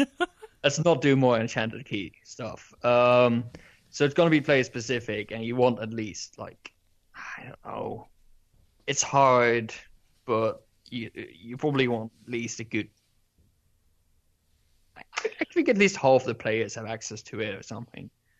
Yeah. Well, but the thing about it, for instance, when you have to do the beacon system and you go to the wilderness and you have to go up a ladder, the first time you go up the ladder, you can't because it's broken. So you have to bring, 3-4 planks and fix it. Or what happened, I don't know, I can think of any right now, but maybe make it like a separate task. I liked when you said when you were saying player like individual, every player could do it if they wanted. Not I don't know if a mini quest, but I don't know. You bring 2 planks and you fix I don't know the ceiling of the house, and you bring a rock and you fix the ground, and it would be like a small task to do. But I can see the point where you lead that in saying that not the 100% of people have completed Ritual of Mushrat, mainly because it's members only, and LGBT is a free-to-play area. But I think something could be done, yes. I mean, it only is broken if you did the quest in the first place, so that's why it wouldn't make sense for people that didn't do the quest. But yeah. I mean, I'm gonna say maybe something not entirely related, but for me, the destruction of Edgefield didn't really mean much. Like, there were no people dead. The whole place just looks a bit horrible, but it's still there in the exact same shape it was before, and all the characters are still there, so it doesn't really feel like that was impactful. Yeah. It didn't do anything to me. So the whole idea of destroying Edgefield seems like it failed. Like, it didn't have the effect Jagex wanted. Maybe that's why they're not touching it anymore. But something like Lumbridge was way more impactful, way bigger. So, I mean, all in all, I think it's sort of a forgotten thing that maybe never really worked out. And it's only a few people who care about it, like Trekkie, for example, here. I mean, I would like to see it fixed, and I think some simple scaling activity where you have to like get some resources and do some skills, maybe get some people involved, like a mini quest thing might be nice. But then again, after doing Ritual of the Majoret, who's waiting for quests like that? I don't know. I guess. Yeah. All right. Thank you, Trekkie. If you guys want to send questions or discussion topics in, you can email them to questions@rsbnb.com. We also take text messages and voicemails at 571-57BNB, which is 571-572-2632. Alrighty, so now comes the time of the show in which we look into tech news. So, users of Windows 10 are getting a huge upgrade on April 11th. That's when the Windows 10 Creators Update will begin to roll out to people. There's going to be a way for you to upgrade on the 11th if you want to get ahead of the rollout. But basically, the Creators Update is the sequel to the Windows 10 Anniversary Update. So this is a very large update for Windows, and it's practically a new version of the operating system. So this is, of course, in keeping with tune of what Microsoft said with Windows 10 being the last version of Windows. It'll be known as build 1703, and this update, what? I'm just thinking that Windows 10 is the last version of Windows, and how basically OS 10 is pretty much the last version of Mac OS. There's something with that magic number 10 that's just really funny. Yeah, they obviously want it to be the same on that. This update will include new consumer-focused features, including a new game mode, beam streaming, which is a competitor to Twitch, Windows mixed reality support, new ebook and tab management capabilities in the Edge browser. Also, if you're using Windows 10 Pro, Enterprise, or Education, you'll be able to defer certain updates, such as the Creators Update or other large updates for up to 365 days, and quality updates, that means security updates and fixes, for up to 30 days. So that's kind of caving to what people wanted. So if you're a Windows Power user, you will have Windows 10 Pro for that. Really interesting that they hide that behind the Pro and... Yeah, and I mean, I can see why, because anyone who gets the home version is getting it on a pre-installed PC or device, or most people who build computers. Well, I got the home version because I didn't see any reason of getting the Pro version, so yeah, I don't know. And I don't mind the updates, to be honest. Exactly. And the vast majority of people who use Windows 10 Home, if they're in the settings of their PC and see the option to defer updates, they might click that, and that opens them up to security vulnerabilities and whatnot, which is something that you don't want. So I can see why they did that. Also, this Windows mixed reality support is what they are gearing up for the... what used to be called HoloLens. So basically now you'll be able to run these apps that developers create for HoloLens on this version of Windows 10 with their mixed reality platform. Another really... Sorry. Go for it. Okay. Another really interesting thing coming with this update is the support of Dolby Atmos, which basically allows you to simulate surround sound using stereo speakers. And... it's a really interesting piece of audio processing, and what Dolby does is that each sound in your game or whatever is treated as an object, and the system can say, I want to place this object in front of you, or have it pass through your left ear behind you, and that truly creates a sensation of full 3D surround sound with using stereo speakers. Blizzard's Overwatch game already does this with their own implementation of Dolby Atmos, and it is really amazing from a sound perspective experience. So with this coming to Windows 10, that means that any game that supports surround sound will be able to virtualize that out to a user with headphones, which is going to be something that's really interesting to hear for anyone who plays games out there with just stereo headphones, because then, whoa, I have these headphones, and now all of a sudden they can do full 5.1 surround sound, or at least a very close approximation to it.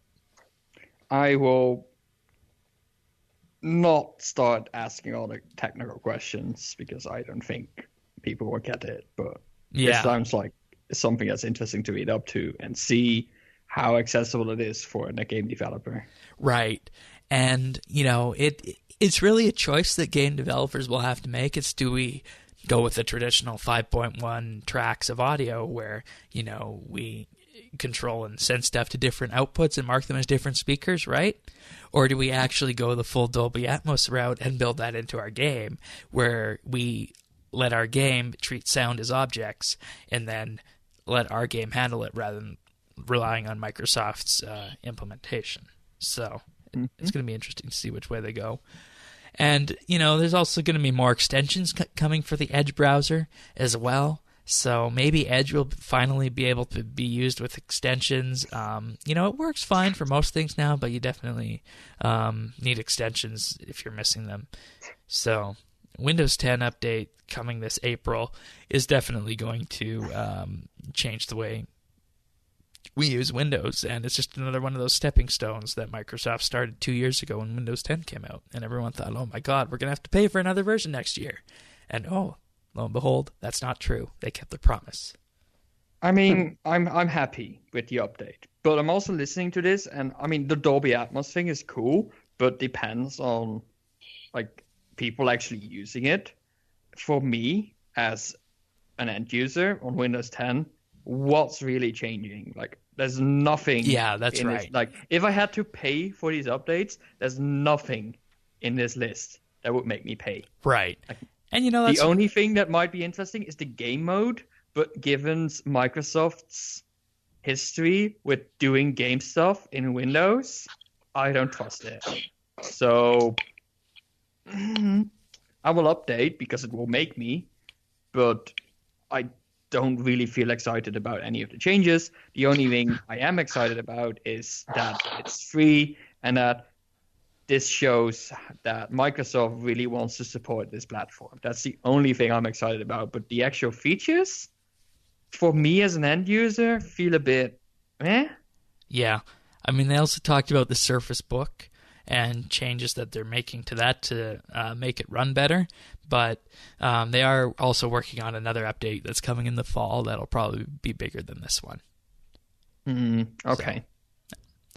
Alrighty. Chota, you got anything on this tech news story? No, because I understand literally nothing except for the fact that I like what they are doing with the sound, but I can't say anything more than I like it. Alrighty. Our next story goes to Facebook. Facebook has essentially copied Snapchat, and you guys will recall a few weeks ago that Snapchat is... Another one bites the dust. Yeah, and Snapchat put out their IPO, and they just got this picture sharing thing right now with videos and whatnot, but Facebook copied them. So Facebook is essentially evolving from text and link sharing to visual communication, and they freely admit that Snapchat has pioneered this. So as of today, March 28th, or 2 days ago, March 28th, everyone has access to the Facebook camera feature that lets them overlay special effects on photos and videos. And, that's exactly what Snapchat did. Yeah, but let's remember that it's not only Facebook. Instagram and WhatsApp also implemented the stories to their servers, or however they're called. Yeah, and, I think now that Facebook is doing this, Snapchat has to worry because they just put out an IPO for a company that essentially just does this one thing. So the question is going to be for Snapchat, where is our value going forward? This is exactly the question I was going to ask you. Like, with Facebook doing this, with Instagram doing this, and with WhatsApp doing this, which is free services a lot of people will already have, what is the added value in also having Snapchat? Mm-hmm.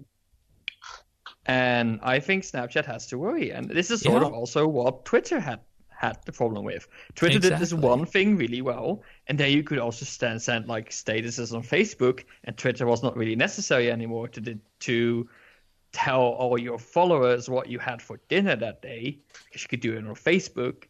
So Facebook could do all these things, or Twitter that does this one thing. Which would you choose? And I think Snapchat... People are just going to do it on Facebook now, because if you can do it in one app, why not just do it in the same app that you're always in, right? Exactly.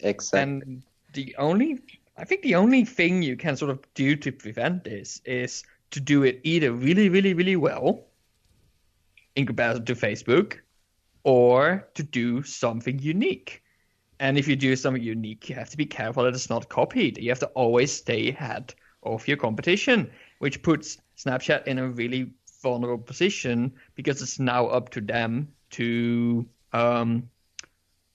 what's the word? To innovate. Yeah. Yes. That's what Snapchat has to do. Right. Snapchat has to be the innovative. And you know what's really interesting about this is that if you look at Snapchat's key difference right now is its presentation of brands and companies. Like we did that one time we were talking about Snapchat. If you go into the featured stories, you got stories from, like Vox, CNN, and the Food Network and whatnot on Snapchat. Whereas with Facebook, you're tied specifically towards your friends, at least for right now, until brands and whatnot begin doing it on Facebook.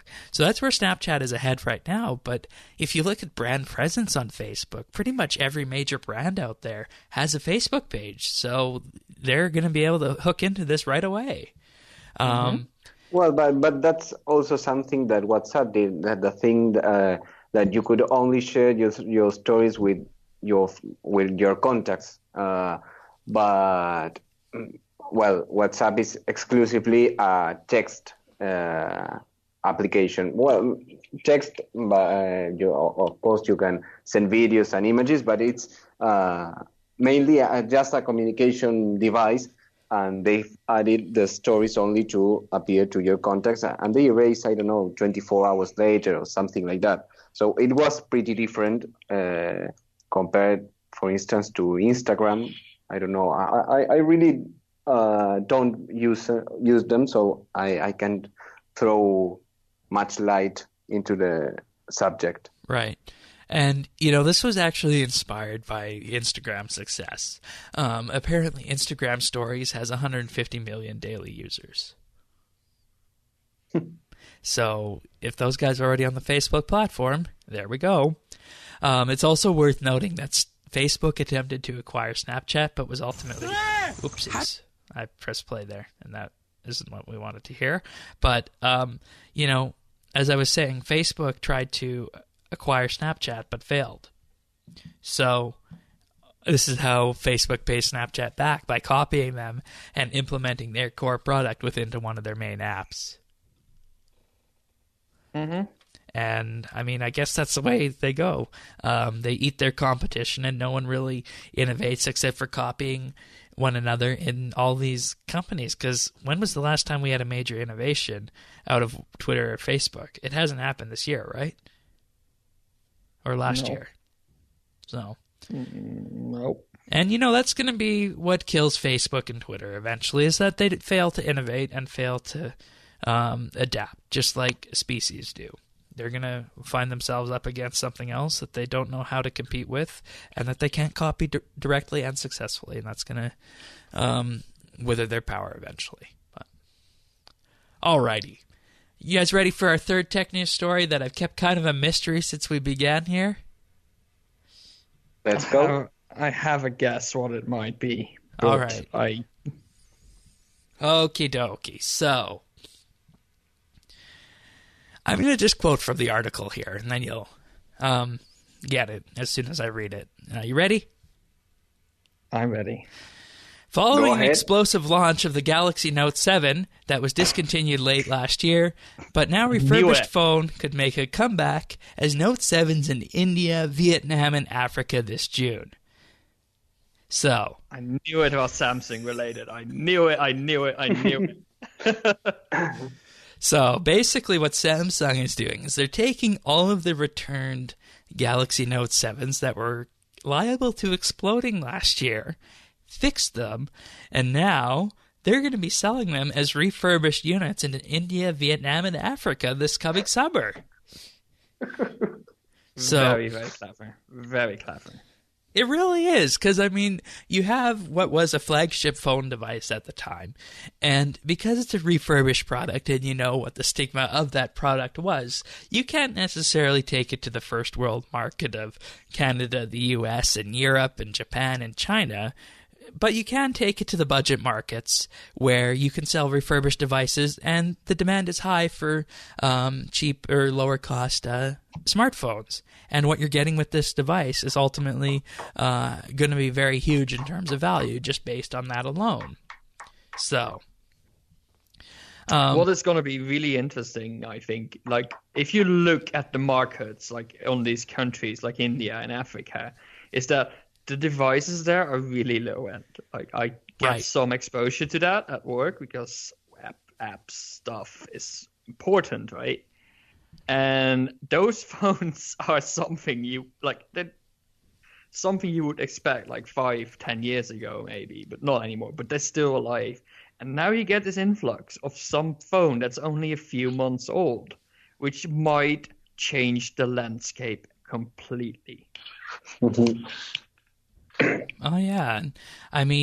Samsung has reportedly around 2.5 million of these Note 7s left over. And, it could, update the cases and change the batteries on them. And then with this, they could sell them as, new practically, but they're going to be quote-unquote refurbished because they're entirely changed. And, Samsung confirmed this, and they said that all of the units they received, they're actually going to recycle. So it's not just the old ones that they still had in stock they're going to change, they're also going to recycle the ones that were returned to them. Obviously not the exploded ones, but the ones that they received that had not exploded yet will be recycled and changed into the new content. They also said that the product details, including the name, technical specification, and price range, will be announced when the device is available. Samsung will not be offering the refurbished Galaxy Note 7 devices for rent or sale in the US. And I mean, obviously they can't do that because of the whole stigma behind it. And I mean, even if you scroll down to the article here, you can see the first example of where it happened and set the Jeep on fire. And everyone who listened to the podcast here in 2016 knows how much fun Siriam and I had with this. We had so much fun with that, yeah. So I mean, there's a use for them, and I think one of us asked, what is Samsung going to do with all of these devices that get returned to them? Well, here we are. They're going to be refurbished into developing nations. So, and just a refresh on the spec, it's a 8-core, 2.3 gigahertz chip, 4 gigs of RAM, 64 gigs of storage, micro SD support, a 5.7-inch Quad HD 2560 by 1440 display, and enhanced water resistance, coming with Android 6. So, I mean, this is not your run-of-the-mill smartphone. This is a smartphone that was capable of competing with the iPhone 7 that they're going to be introducing into this market. And, I think that's something that Apple definitely needs to watch out for, because when you think about it, Apple loves going after emerging sections of the market. Just look at what they did in China a few years ago with the iPhone.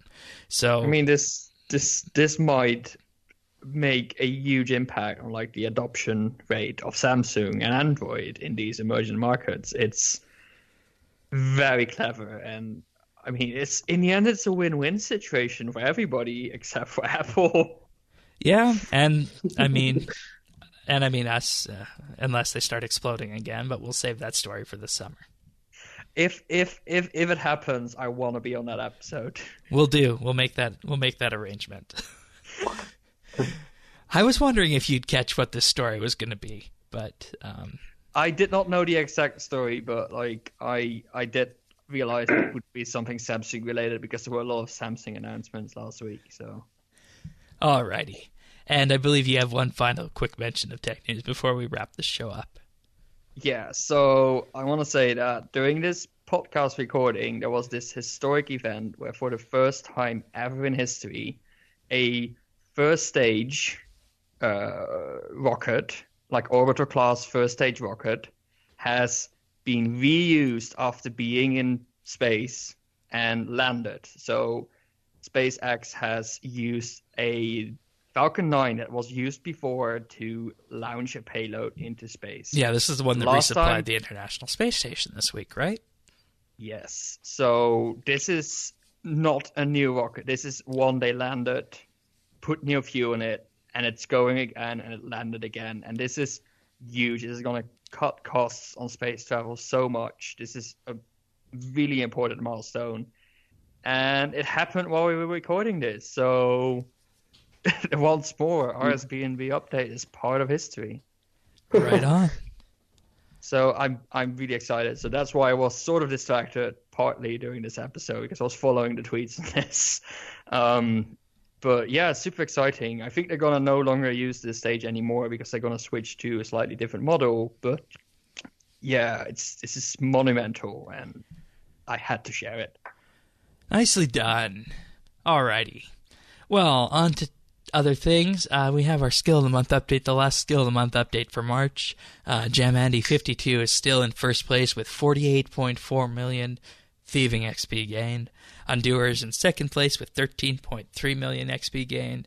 And Flash is right behind with 13 million XP gained in third place. And the skill of the month for March 2017 is Hunter. I'm not a fan of Hunter, but if you're a fan of Hunter, you still got, you probably don't have much time to sign up for this unless you're listening to this on Friday. Sign-ups always close the last day of the month, so that's why this week is kind of awkward for getting you guys to sign up if you are listening to this podcast.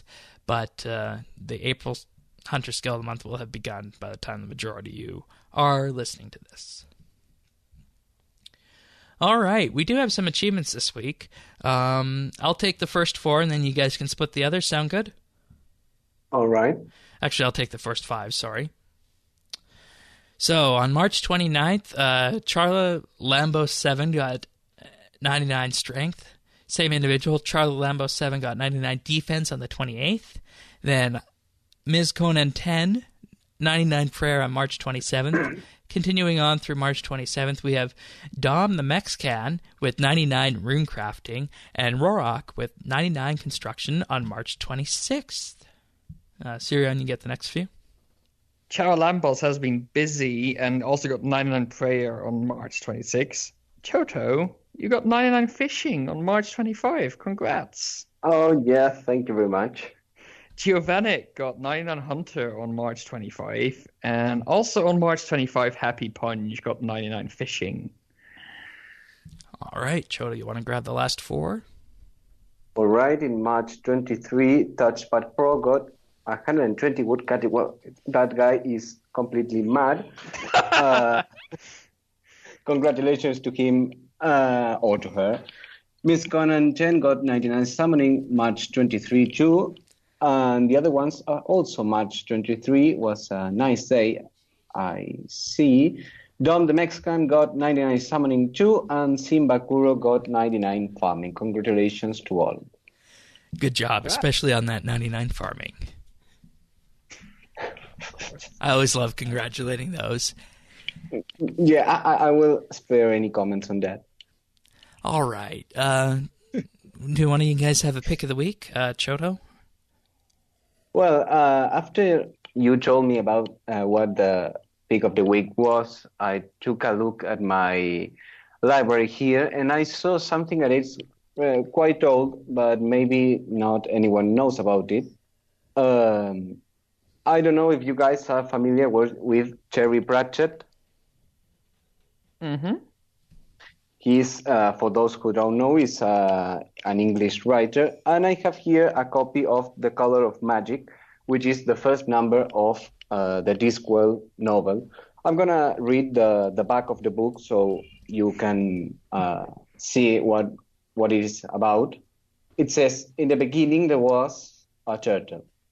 Somewhere on the frontier between thought and reality exists the Discworld, a parallel time and place which might sound and smell very much like our own, but which looks completely different, particularly as it's carried through space on the back of a giant turtle, sex unknown.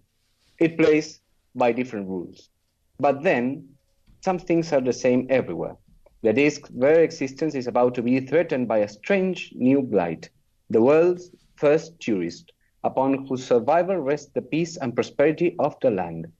Unfortunately, the person charged with maintaining that survival in the face of robbers, mercenaries, and, well, death, is a spectacularly inept wizard.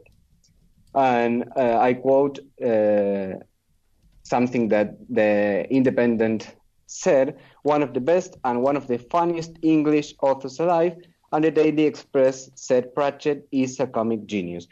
I highly recommend it. It's one of the greatest books I've ever read, and I've still got like 40 to go in this series. So well, there you go. I hope that you read it, and sometimes you can comment something to me, and we can talk about it. Thank you. It's been a while since someone chose a book for the pick of the week, and I like what you read about that. So I've put a link in the show notes where people can find that book at Amazon.com. So give that a read if you guys are looking for something to read while playing RuneScape, I guess. I mean, you could do that, right? Especially if you're doing the arc. Oh, yeah, most definitely. All right. Yeah, and remember, Netflix is not the only thing you can do while playing RuneScape. You can also read. Yeah, it's not. It doesn't have to be Netflix and kill or Netflix and slay. So. Yeah. Why? You were the one that first brought it up, so. Yeah, and then you started using it everywhere.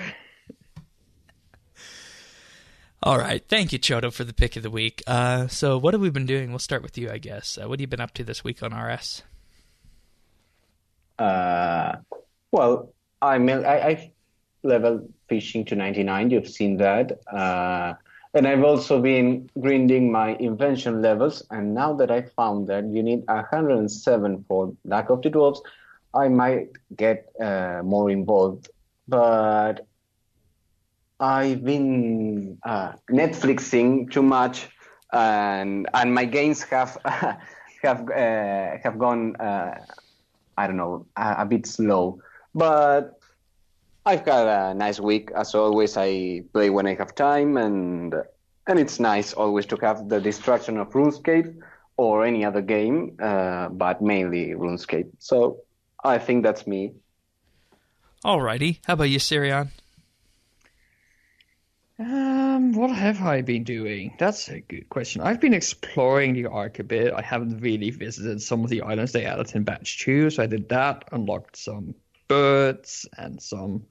Oh yeah, I started doing the seed stuff. That's actually quite interesting, where you have to like cross-pollinate to get new seeds. Yeah. That's actually sort of an interesting mechanic. I'm just too impatient, so I looked up all the combinations instantly.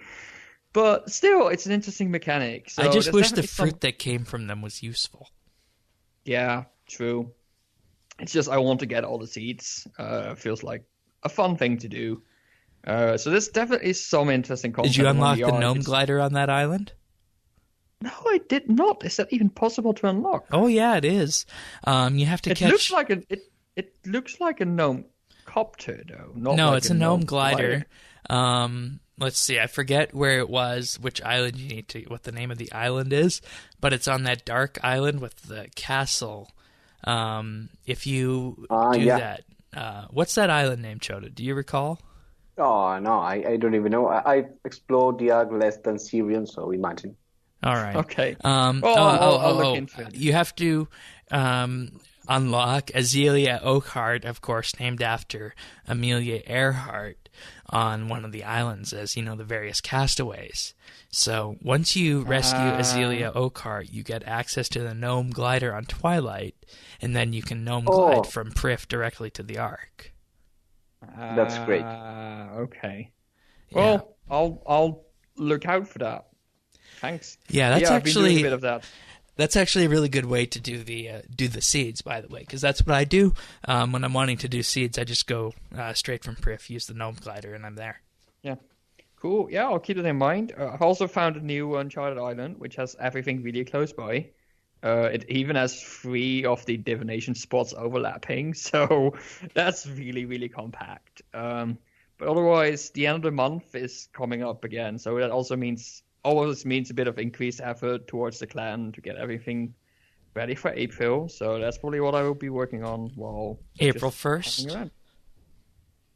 I'm afraid I'm not allowed to say anything about that, but I have heard from some internal sources there might be a big announcement on April 1st. Oh, I forgot something, and this is good news for our PVM groups there, especially Xenon. If you are listening to me, I have killed Vindicta for the first time, so sorry for cheating you, but it had to be done. Oh, right. I did that last weekend as well. I joined Xenon in killing Vindicta, and we decided that I am basically a bad luck charm when it comes to drops, because I think I've never gotten as many drops. So what I'm now trying to do is I'm trying to get people to not take me on PVM trips and then give me part of their loot, because otherwise I'll fall. You know what? I'm a good charm, because one of the friends I went to Vindicta, he got 2 pets, the one from Gorvek and the one from Vindicta, and I got nothing, of course. But and when Alpha, who is a guest in Clan Quest as well, he took me to Next. He got something, I can't remember which it was, but I think yes, I might be a lucky chance after all. Maybe I have no the luck I don't have. I give it to other players. I'm so generous. All right. Well, I guess that brings it up to me then. If you're done, Choto, unless there's anything else. Mm-hmm. No, I'm done. All right. This week for me on RS, just been doing the herb farming. I did a couple, just one elite clue scroll. Those are actually quite fun to do, actually. So I would highly recommend that after the treasure trail spike in items. Unfortunately, I didn't get any of the items I was after, so that's too bad. But it's a good way to get around and see the rest of the RS world. I am looking for methods of herb lore. If anyone out there has any good suggestions that don't ding the pocketbook too bad, I'm looking for another one to add to my repertoire of super prayer renewal potions. So if you want to do that, you can send those in by way of question or private message on the RSBANDB forums. But aside from that, I don't think there's too much else to mention. I think we're good for this episode of RSBANDB Update then. So, thank you, Choto, for joining us on this podcast. It was a pleasure having you. Well, thank you both for having me. And, well, we'll see what comes out of this episode. Yes, indeed. All right. Sirion, always great as usual to do these shows with you. And with that being said, thank you for sharing your time with us, everyone. And we will see you next week for another episode of RSBANDB Update. See you next week.